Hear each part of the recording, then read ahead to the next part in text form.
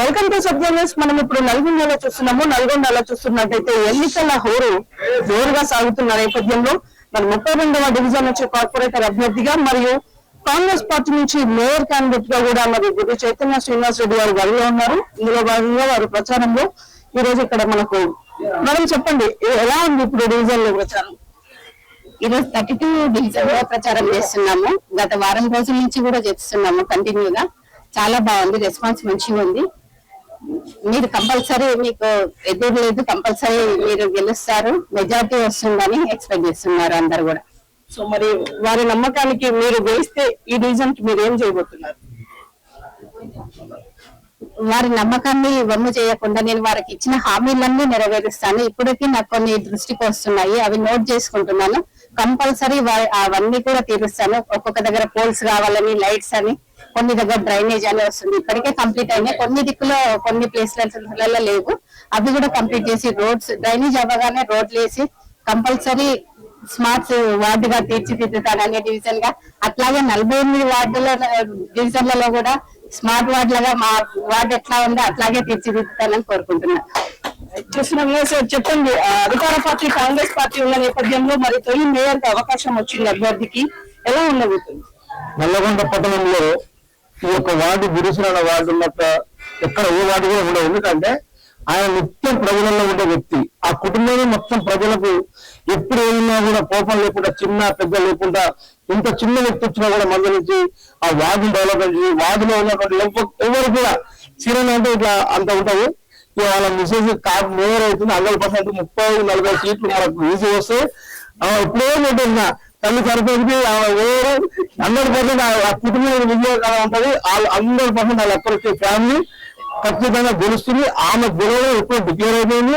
మిగతా వాటిల్లో మేము గెలిచి ఈ యొక్క కాంగ్రెస్ పార్టీ ముందు నుంచి కోమటిరెడ్డి వెంకరెడ్డి గారిని ఇంకా ఈ నల్గొండ పట్టణాన్ని అభివృద్ధి పరచలో ఉంచాలని మేము ముందు తెలియజేస్తున్నాం. అధికార పార్టీ కాంగ్రెస్ ఉన్నప్పటికీ చాలా మంది ఇక్కడ హోరుగా ప్రచారం అయితే నిర్వహిస్తున్నారు. ఏమైనా టఫ్ కాంపిటీషన్ ఉందని మీరు అనుకుంటున్నారు? ఈజీగా ఉంది. ఈ యొక్క 32వ వార్డులో మన శ్రీనివాసరెడ్డి చేసినటువంటి డెవలప్మెంట్ చాలా డెవలప్మెంట్ ఉంది. 45 వార్డు గెలిచేది కూడా మన మంత్రి కోమటిరెడ్డి వెంకరెడ్డి గారు ఆధ్వర్యంగా మన గవర్నమెంట్ ఉంది.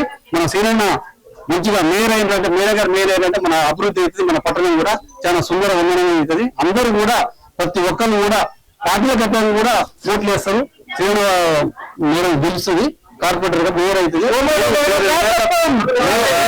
మేయర్ అయిన తర్వాత నల్లగొండని చాలా సస్యశ్యామలంగా తీర్చుతున్న వాళ్ళు, వాళ్ళకి శక్తిని అందరూ కూడా ప్రజలు కూడా వాళ్ళకు నిరాజన పాడుతున్నారు. 100% గెలిపిస్తాము. 40 వార్డు గెలుస్తాయి.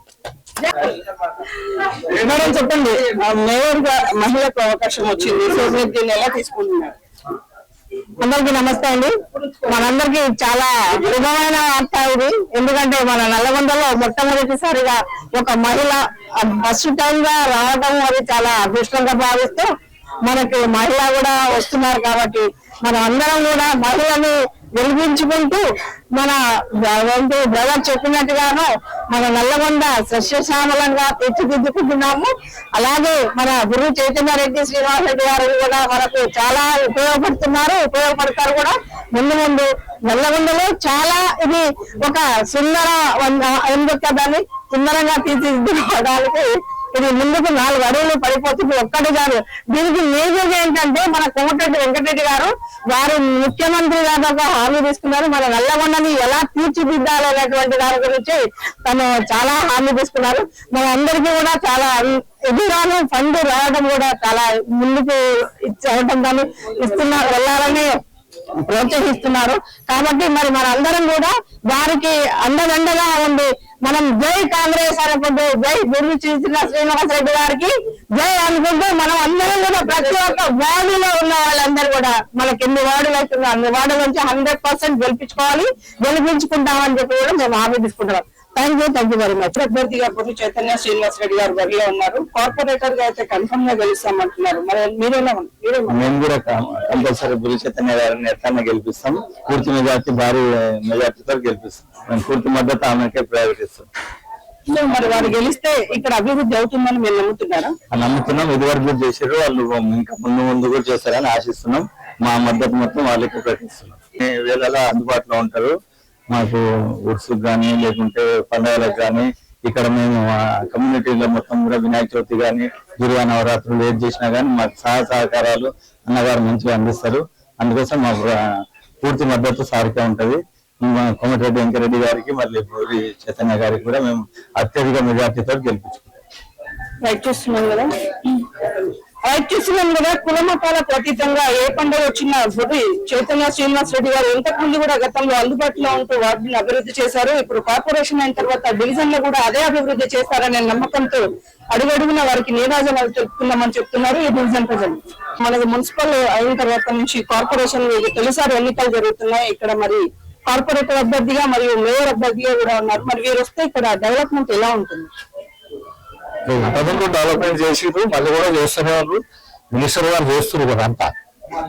మినిస్టర్ గారు చేస్తున్నారు. వీళ్ళు క్యాండిడేట్ గా వస్తే కార్పొరేటర్ నుంచి మేయర్ అయితే ఎలా ఉండబోతుంది? మినిస్టర్ గారు అయినా వీళ్ళైనా ఒకటే. కాంగ్రెస్ వాళ్ళు బాగానే చేస్తారు. కాంగ్రెస్ ప్రభుత్వం నుంచి డెవలప్మెంట్ బాగానే ఉందంటున్నారు. చూస్తున్నాం కదా కాంగ్రెస్ అధికార పార్టీలో వచ్చిన కాడ నుంచి డెవలప్మెంట్ అయితే బాగానే ఉందని చెప్తున్నారు.